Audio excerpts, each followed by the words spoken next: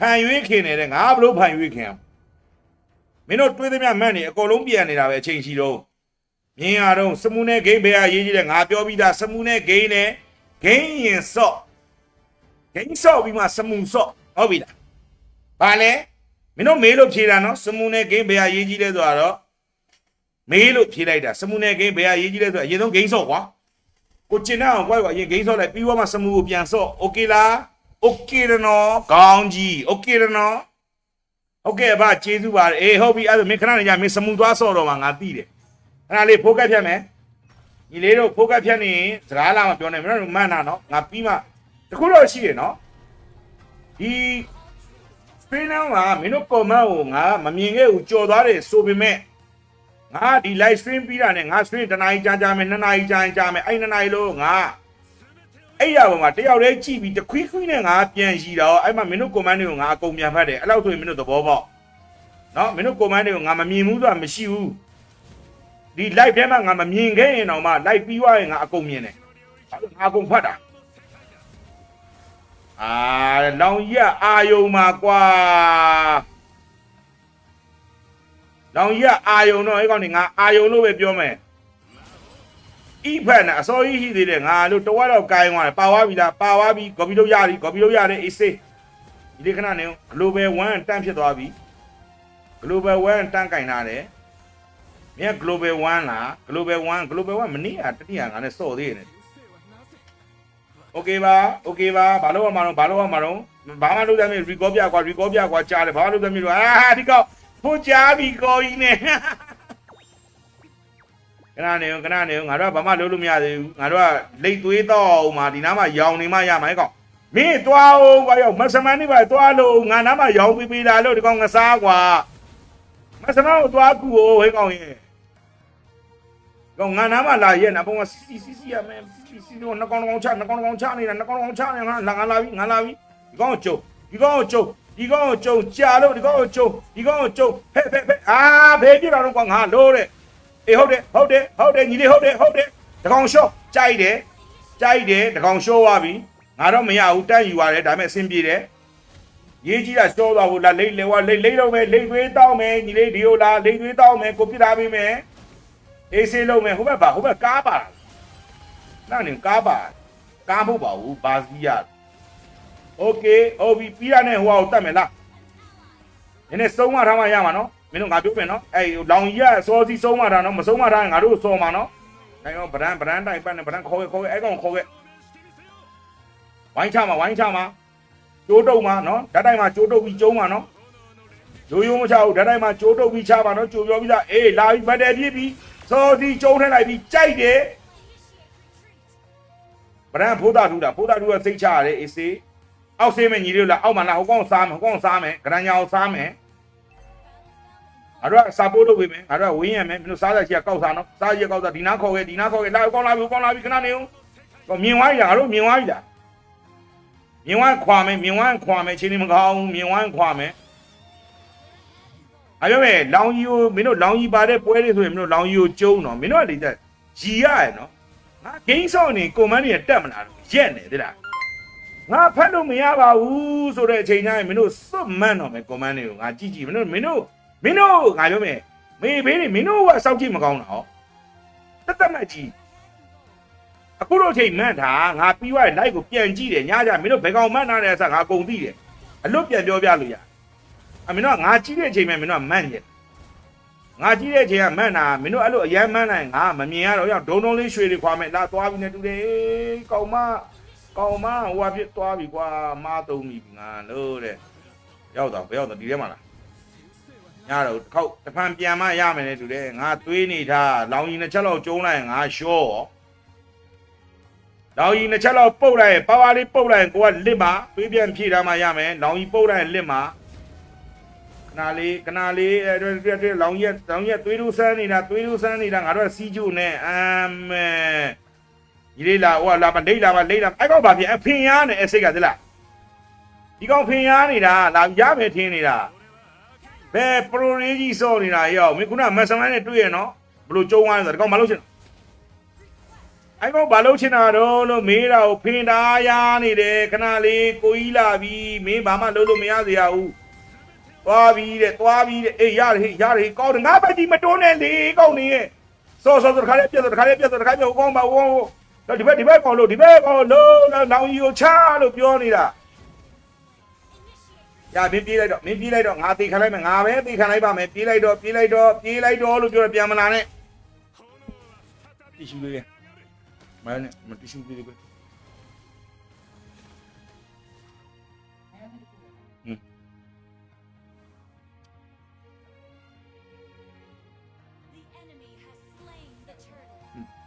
ကြာပြီစော်ပြီနော်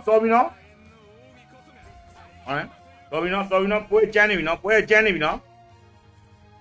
ဘာမှမသိလိုက်ပဲနေမယ်နော်ပွဲကျန်းနေပြီနော်မျက်တောင်မခနဲ့ဟိုကောင်တက်နေငါနာပဲနေတော့လေအောက်မှာ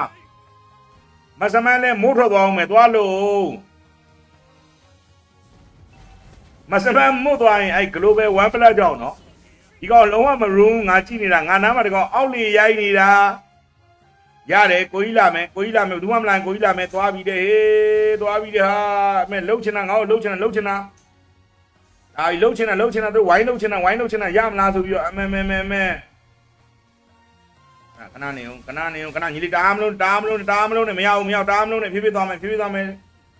သိရှိတီးခန့်လမ်းကြောင်းမှန်းနဲ့ဟိုကောင်ပါစီစီလာပြီစီစီကိုဖဲ့ငါလွဲတွေစကေး1လွဲတွေ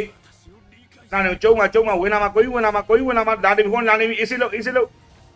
ခြုံထဲမှာငါပြောတယ်ခြုံထဲမှာအေးဟုတ်တယ်ကောင်းတယ်ဟေးကောင်းလိုက်တာကွာကောင်းတယ်ဒီကောင်ရှောသွားတာကောင်းရှောကြီးဒါပေမဲ့လုံးဝ appreciate မိုက်တယ်ဒီကောင်ကောင်းရှောကြီးဖြစ်သွားတာဟောတော့မစမန်ဒမ်းမေးမပေးနိုင်သေးဘူးဒီကောင်ကေးမရသေးဘူးဒီကောင်တိုင်ပတ်နေတာမရွန်းတော့အေးလှုပ်လိုက်အမုံဆွဲဘုံကျဲရောက်နေအစိတ်ကိုဖြတ်ပါရမှာနော်အစိတ်ကိုဖြတ်မှာငါဖမ်းထားတယ်အစိတ်ကိုဖြတ်မှုတ်ထားတယ်အစိတ်ကိုဖြတ်ရောက်ဒီမှာလာလုံးကြဟာအဲ့ကောင်ကိုဖြတ်လို့ပြောနေတာဘာလုံးနေရလီးလုံးနေကြတယ်အဲ့ကောင်ကိုဖြတ်မှာအစင်ပြေမှာသွားပြီးရှောမှာနော်ပြန်မယ်ဟာလို့တယ်မောတာကွာမင်းတို့ကပြောနေရတာအစင်မပြေဘူးဒိန်တန်မဲလိုင်းမကောင်းဘူးတဲ့အဲ့ငါဘာလိုင်းကောင်းတယ်မင်းတို့နောက်နေ့ရမင်းတို့အင်တာနက်နှင်းတာ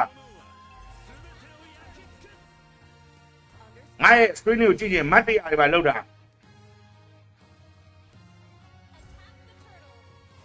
ခဏဒီကောင်ရှင်းမင်းလာပေးမယ်ညီလေးတို့ရသွားပြီလားပြီးသွားပြီလား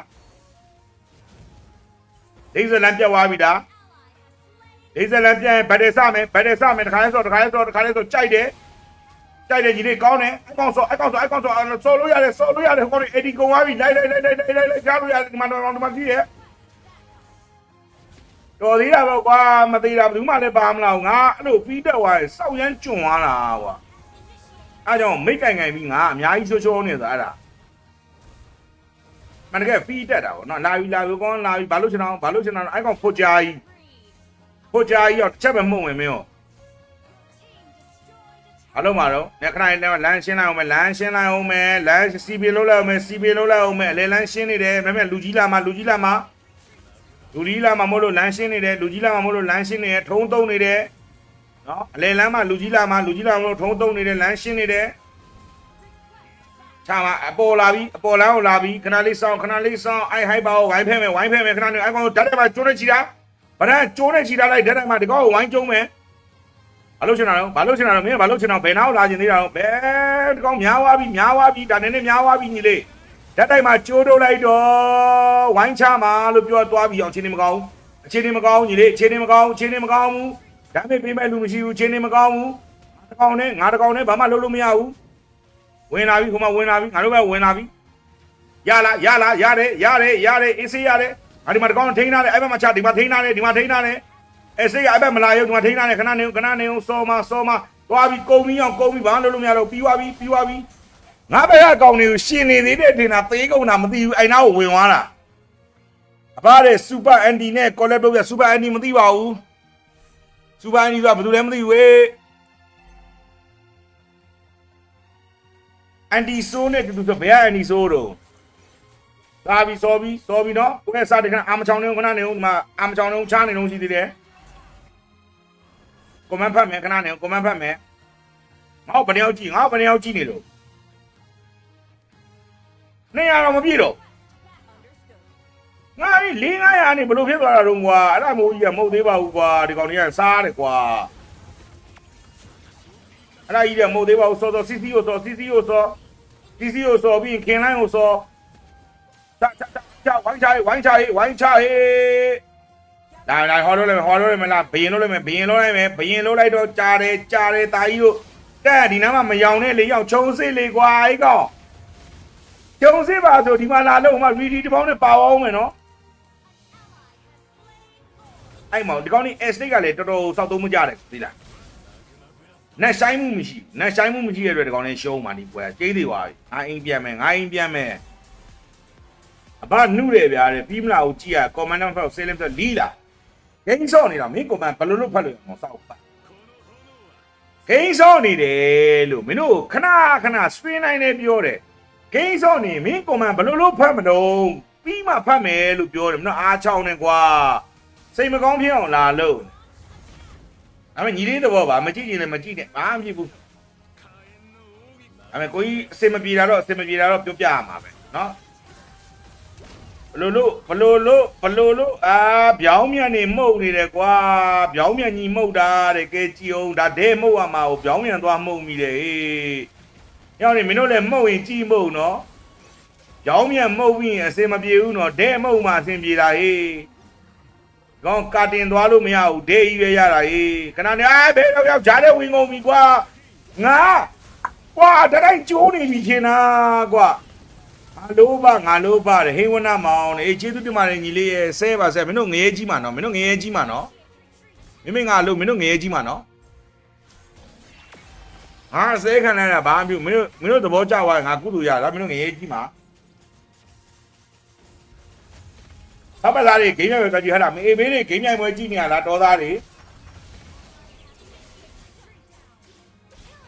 ဂိမ်းမြိုင်ပွဲကဘယ်ချိန်ပြီးတာခဏနေအောင်ငါတယောက်တည်းကြံတာတန်းနဲ့ငါပဲကြံတာဟေးလာဟေးဒီထဲမှာကြည့်တာစမ်းအောင်ခြုံစမ်းကြော်စမ်းမဟုတ်ဘူးနော်ခြုံစမ်းငါတော့အာချောင်းနဲ့ဘယ်ဒီမှာ 1k ရတာလဲငါမသိတော့ညီလေး CCO ဖက်မင်းစုလိုက်ကိုကြီးဖဲလို့ရရနော်လာပြီ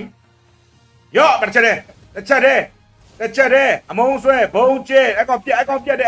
ဘာမှလုံးလုံးမရဘူးပြက်တယ်အေးငါတို့ကချတာနော်ငါတို့မရဘူးနော်ဘာမှမပြောဘူးနော်ငါတို့ရင်စချတာနော်ငါတို့ကေးမရဘူးနော်မင်းတို့ငါဘာမှမပြောဘူးနော်တို့လုံးပုံတွေကတိတ်မဟုတ်တော့ဘူးပြေးအကောင်မရှိတော့ပြေးပြီးမလိုက်မသွားနဲ့မင်းခြေထောက်ညောင်းနေအောင်မင်းတို့နော်အေးစပြီးပြစ်တာငါပြစ်ပေးတာနော်ပြီးလဲပြီးရောမင်းတို့ကေးကောက်စားရနော်အဘဘာမှမကြောဘူးနော်အေးပေါက်လာရင်ကြောမှာနော်မင်းတို့ကောင်းနေငါတို့ကအရင်ဖမ်းတယ်ငါတို့ကအရင်ပြစ်တယ်ငါကေးမရအောင်โอเคပါဘယင်လောက်လိုက်တော့အော်ဘီစတားလေးလည်းပေးရညီလေးကိုမကြည့်နိုင်ဘူးဘယ်သူပေးလို့ပေးမအောင်မသိဘူးအဲ့ဒါဒီမှာလောက်လိုက်ကြာတယ်အောင်ဒီမှာလောက်လိုက်တကြောဖြတ်လိုက်ဒီကောင်ကြီးကိုတကြောဖြတ်လိုက်ဒီုံတေးကြီးလူဘာလို့လဲအကောင်တကြောဖြတ်လိုက်အောင်ကြာတယ်ဒီဝိုင်းစောမရအောင်တခါတည်းဒီဘယင်တက်ပြီးရတယ်ဘယင်တက်လာနဲ့သိမ်းပါနော်ဘယင်မိမပါသိမ်းပြမှာနော်ကြိုက်ပါပြီလောင်ကြီးကိုလှုပ်လိုက်တော့လို့ငါကောင်တွေအဲ့မှာအဆုလိုက်ကြီးကွာငါဖမ်းတာငါသေးတယ်ဟာစိတ်ကမင်းအောင်ဒေါသဖမ်းမယ်အဘအမုတ်ကောင်းနေတယ်မှုတ်ပေးပါလားလီးလို့မို့မှာလားမင်းတို့မှုတ်ပေးသေးချင်းမှုတ်ပေးလို့ရတဲ့အရာငါ့ကိုလာပို့နော်မင်းတို့လိန်နန်ကြီးနဲ့မလာနဲ့စောက်ခွက်ရိုက်ကြမယ်နော်အဘရေနာမည်လေးခေါ်ပေးပါလားသူရိမင်းတစ်ထွန်ဟာတာကြီးမခေါ်နဲ့လို့ငါလိုသားတွေရဲ့တာကြီးမခေါ်နဲ့လို့မအေးဘေးရဲ့အဲ့ဒါကောင်မအေးလို့တဲ့ဘလိုင်းဆဲတာပါလားငါ့ကိုကောင်းနေမယိုင်းသွားပြီနော်ရောက်နည်းနည်းမယိုင်းသွားပြီနော်မင်းတို့ဒေါသတွေကအလိမ့်လိုက်ထွက်လာမယ်နော်ရောက်နေဘမ်းမဟုတ်မင်းကလည်းပြင်မရပါနဲ့ငါပြောမှဘမ်းမငါကောင်နေငါ့ကိုချစ်လို့ဆဲငါလည်းသူတို့ဂယူနာနဲ့ဆဲတယ်ဆိုတော့သူတို့သိအဲ့တော့ငါတို့တွေကတောက်ပေးယူတဲနေဖို့လိုတယ်နော်ငါမင်းတို့မဘမ်းခိုင်းဘူးနော်ငါအန်မီယာချက်ချင်းဘမ်းမှလာတဲ့မင်းနေတယ်ဘာလို့ဘမ်းခိုင်းမင်းတို့ငါ့ကိုချစ်လို့ဆဲတာငါသိတယ်ငါလည်းမင်းတို့ဂယူနာနဲ့ဆဲတာမင်းတို့သိမှာတခါကျတီးခါငါလည်းဆဲတာများတယ်နော် တော်မယ်လာဟိုဘက်မှာဘတ်ကြော်နေမယ်ညီလေးဘတ်သွားကြည့်တိုက်ရဲ့မင်းကငါ့ကိုချောင်းနေတာငါသိတယ်ဘယ်ကောင်တွေကတော့အ ਨੇ ဆုံးဖြစ်မလဲမသိဘူးလေငါးကောင်တွေစိတ်တော့မကောင်းတော့ ਨੇ ဆုံးဖြစ်လောဆယ်ပွဲနိုင်မှုလိုတယ်အရင်ဆုံးဖိုးကတ်ဖြတ်မယ်ထွဲရတာမထွဲရတာနောက်မှထွဲရတာမထွဲရတာနောက်မှလာတာအဲ့ကောင်ကြုံသွားပြီလို့အဲ့ကောင်ကြုံသွားပြီပြီးသွားပြီအဲ့ကောင်ကြုံသွားပြီငါပြန်ပြီးအောင်ဟာမပြတ်ဘူးလားအဲ့ကောင်ဟာရောချင်းနေမကောင်းကိုယ့်ဘက်ကနှစ်ကောင်ကြွသွားတာတဲ့ဟာဒီကောင်ကျွန်းလာလို့ရပြီထင်နေတာရောမင်းအချင်းနေမကောင်းသုတ်ဗတိုင်းမင်းကြွရင်ငါတကောင်နဲ့ဒိမ့်မရဘူးတော့ကြိုပြောတာငါတကောင်နဲ့မရဘူးလို့ကဲလို့ဆုတ်လိုက်တော့မရတော့ရအောင်တော့တွေးရတွေ့လားတောင်ကြီးကကျွတ်စင်ကြီးကွာဖဲချက်ကြီးက6ကောင်တောင်တတ်ထားတာကိုစောက်ကမ်းမအဲ့ကြောင့်ဒမ်းမကြီးကကျွတ်စင်ကြီးဖြစ်နေတာဟေးညီလေးဗဒန်းဆုတ်ရောက်မင်းတွေးရတဝက်ပဲရှိတာနော်ငါတွေးတယ်နော်တားမွန်းနဲ့တာဝါမှာတော့ဓာတ်တိုင် only တဲ့မတန့်ပြောနေပြီဓာတ်တိုင် only တဲ့ဒါရင်တော့ခဏလေးတော့ရောက်နောက်ဆုံးလို့ပြောနေတာတားမဝင်နဲ့ပြေးတော့သွားမင်းနေလိုက်တွေးလေးပါလေသွားဖြည့်လိုက်ဘိုးသာထူးရာဒီကောင်ပေကက်ကနဲ့ကွာဗဒန်းဘိုးသာထူးမလားဟုတ်ပါစားပြည့်ရောက်ကြားတယ်ရောက်စားပြည့်ရောက်ကြားတယ်တွေးတဲ့ကောင်စားတော့အချိန်ကြီးကဟိုက်ပါပေးမယ်မလုံးနဲ့လားစုပြီးတက်မယ်ငါဒီယိုလာကြငါပြီးရှုံးမယ်မင်းတို့ကအနောက်ကနေနော်ဗဒန်းတို့ဘာတော့ရှေ့ကသွားပါကွာငါတောင်းမှန်ပါတယ်ခုနနိုင်တော့ဘာငါဘလို့ဘက်ရသွားတော့စားတယ်မပြစ်လိုက်ပြီလက်လုံငါးမိနစ်တူတယ်လာဝိုင်းချမယ်အဲ့ကောင်ဓာတ်တိုက်မှာကျိုးနဲ့တိုးလိုက်တော့ဝင်လာပြီနော်စီစီလို့ဝင်လာပြီနော်ရောက်နေခဏလောင်ရက်ဒိန်းညာနော်ရောက်နေလောင်ကြီးကဒိန်းကြကွာလာပြီကွာမိသွားပြီတဲ့ဟေးသွားပြီနဲ့တူပါတယ်ကွာတက်ချက်တာငါ့ကိုမင်းစီကနက်တယ်ရောတွင်ထအောင်နေအောင်စမ်းဆိုတာဖြုတ်လိုက်တွင်ထအောင်တာကြီးချင်နေတယ်လိတာကြီးပါတချစ်တော်ဘဘနောက်ပွဲဘေးကင်ပြပါတယ်โอเคပါအဘဆရာကြီးဆိုင်တယ်ငါဆရာကြီးပဲလေဂွေးဦးကြီးနဲ့ဆရာကြီးပါလို့မင်းတို့ခဏရှင်းပြနေရတယ်မေးတွေက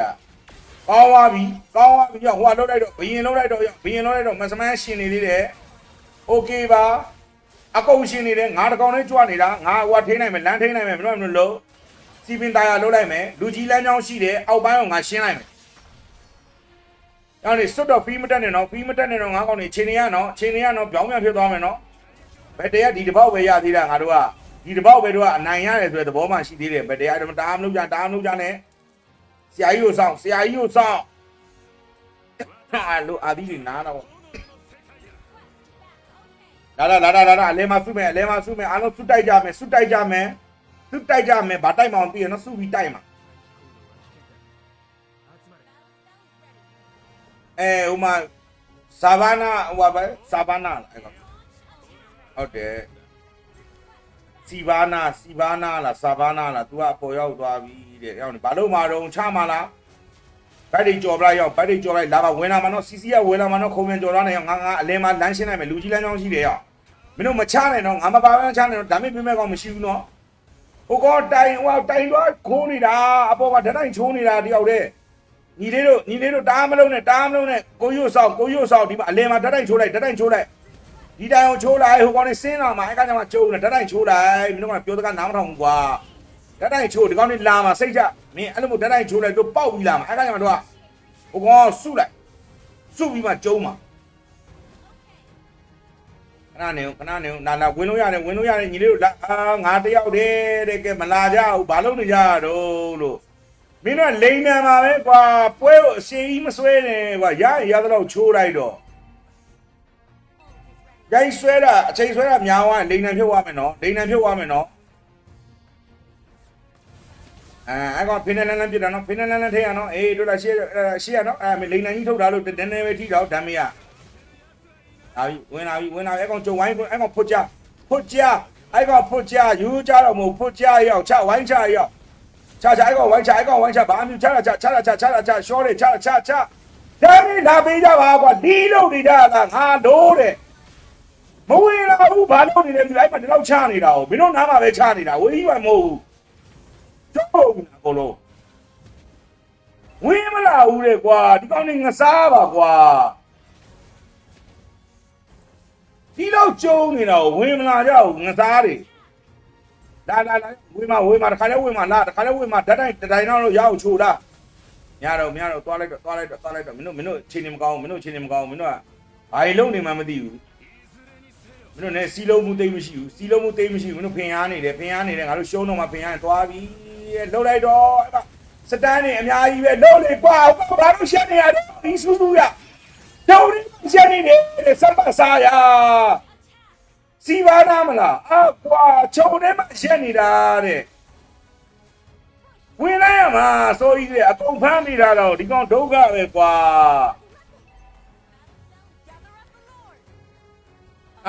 ဒီကောင်ဘာလဲအကုန်လုံး ADP တွေစောင့်လာငါတို့အဲ့ system မဟုတ်ဘူးနော်ဖမ်းလာကျုံးရရှိကကျုံကြောကိုယ်တယ်လိုတယ်ဗျအဲ့ကွက်နဲ့သွားမှာထုံထဲကနေဘာမှမစောင့်နိုင်အောင်ချတယ်ရှိကချရမှာနော် AD စောင့်လာတို့စပဲစောင့်လာတို့ဗျရောမရဘူးနော်ကျုံတော့အမကုန်ပြီနော်အကုန်ကုန်ပြီအကုန်ကုန်တာချလိုက်တော့အမငါဖမ်းမိတာလားငါကောင်းသွားပြီပြီးသွားပြီညီလေးကိုလာလိုက်တော့အကုန်ပွဲပြက်ကြားလို့ပွဲပြက်သွားပြီလားပွဲပြက်သွားပြီလို့နော်ပြီးသွားပါပြီလို့ဒုတိယပွဲလဲနိုင်အောင်ဒါဒုတိယပွဲလဲတတိယပွဲဒါဒုတိယတော့မကတော့ပါဘူးငါထင်တာဒုတိယဟုတ်ပါဘူးဟာမဟုတ်ပါဘူးဒါဒုတိယဒါတတိယပွဲဖြစ်မှာပါချာပြီးရောက်နေတခါတည်းဝေးမယ်ကြာလို့စီစီကိုပြစ်ထားပြီးစီစီအမေကိုချောင်းစီစီမေဝေးလာမယ်ခဏလေးညီလေးတို့ခဏလေးဟိုကောင်ငါတို့ပြစ်ထည့်နေတာပလိန်းပြစ်ထည့်နေတာရောငါတို့ကလောလာမှာဟိုဘက်လောလာမှာဒီမှာကျုံမှရမယ်တွေ့အောင်ငါတိမ်မာခဏလေးစုလိုက်တော့ဘာမှမရှိဘူးညီလေး sorry ကွာမင်းကစုနေငါတို့ကဘာမှမရှိဘူးဖြစ်နေတယ်မုံမှာအလွတ်ကြီးမုံမှာနော်ကျွတ်စီကြီးဟေးသွားရောကွာကွာလောင်ကြီးဓာမေးကြီးကွာငကြုတ်ကြီးပါတဲ့7-5ရှိတယ်ညီလေးတို့မင်းတို့ပွဲသိမ်းလို့မရတော့သေးဘူးနော်စုပ်စရာရှိရစုပ်အဘတဲ့အင်ဂျလာကင်ပြားတဲ့ကွန်မန်ဖတ်ဆန်နဲ့ငါလိုးတယ်ဟဲ့စောက်ဝဲခံမနော်စမ်းမထင်းနဲ့လို့ပြောနေနော်တာကြီးတုတ်ဘောတယ်မိမေစပတ်တုတ်ဘောပါလား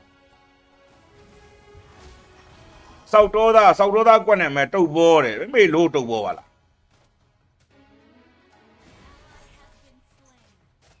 တော်သားဆရာကြီးတုတ်နေတယ်ငါတို့ဘုံကြီးချောင်းကဘိုင်ခိုးတုံးနေတဲ့ကောင်တွေကလာစားနေတယ်ဘာလို့နောက်ကနေကြမ်းပေးခြင်းလဲခါလေးနဲ့မင်းကနောက်ကနေကြမ်းပေးငါဘေးတိုက်ကြီးကြမ်းပြမှာဟိုဘက်ရသွားတာတဲ့လောက်ငါလီးတယ်ကွာဘယ်လိုရသွားတာငါတို့ပြစ်နေရမဟုတ်တာလောက်ရောက်နေချင်းနေမကောင်းတော့ဒီတိုင်းလစ်သွားနိုင်တယ်နော်လောင်ကြီးတော့တော်တော်ထိရမှာနော်ဟိုကောင်ဇုံဝင်တာနော်အဲ့ကောင်ကြောက်စရာမလိုဇုံဝင်ပြီးဒီကောင်စပဲတောင်းပြီးတော့အဲ့မှာလောင်ကြီးတို့ကဝင်ချလာတာအဲ့မှာလာတာမှဇွတ်လာမှရောက်နေဇွတ်လာမှမယုံကြည်အဲ့မှာလောင်ကြီးပဲငါလည်းလိုက်ပြစ်တာဟေးလွတ်တယ်ကွာငါတို့ကအမှန်တကယ်တကောင်ဖြတ်ကောင်မပါဘူးကွာသိလား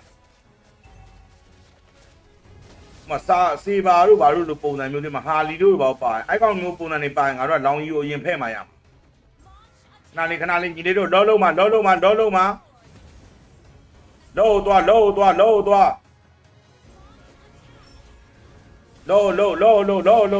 မကြောက်နဲ့ရဲဝင်တာလို့မှလာအဲ့ကောင်ထိုးဝေးဗရက်ထိုးလေဘာလို့တော့ဗရက်ထိုးရတယ်ချအဲ့ကနိုင်နေမင်းနဲ့ကနေနှစ်ကောင်ဆိုနိုင်နေဗရက်ဘယ်ရောက်တာတော့အပိုးတာထူရမိုက်လိုက်တာကွာငါ့ကိုထားခဲ့တာကေဂျီယိုတွေးစက်ပဲကျန်တဲ့စီစီကိုမလို့ပဲထားခဲ့တာတဲ့ကျေးဇူးတင်ပါတယ်ဘိုးသားတူရဲ့ငါမင်းကိုဘလို့ကျေးဇူးဆက်မှန်းတော့မသိတော့ဘူး3-4တဲ့ G Sport ဘာလဲပါတဲ့ G Sport ကမင်းဖိနေမင်းလက်နိုင်ကြည့်လိုက်ဟေးအတွင်းနဲ့ထိတာနှိုက်ပြီးအပေါ်ကလော်ထုတ်လိုက်ဤတွေထွက်လာရင်အဲ့ဒါ G Sport ပဲဝါပြီးတာမသိဘူးကွာဒီပွဲတော့မရှုံးသင့်တာပါအဖ ဖက်ကိုဆယ်များတော့တက်ရေးမင်းလည်းတာဝန်ကြီးပါတယ်ခုနကဘုဒ္ဓတူကငါ့ကိုကူလိုက်ရမှာရှောတဲ့ရှောပါပြီ